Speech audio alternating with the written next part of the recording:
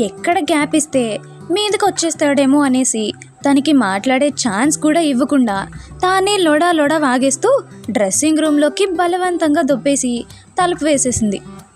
అమ్మా, ఏంట్రా బాబు ఇంత హాట్గా ఉన్నావు? ఇంకో సెకండ్ ఉంటే నా పరిస్థితి ఫసక్ అయ్యేదేమో.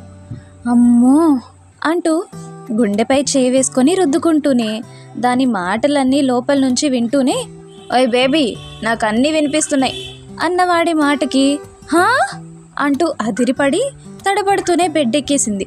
పొరపాటున ఇంకేం వాగి సస్తానో ఏమో అనేసి. తన అవస్థ చూడకపోయినా ఊహించేసుకుంటూ ముసిముసిగా నవ్వేసుకున్నాడు చరణ్.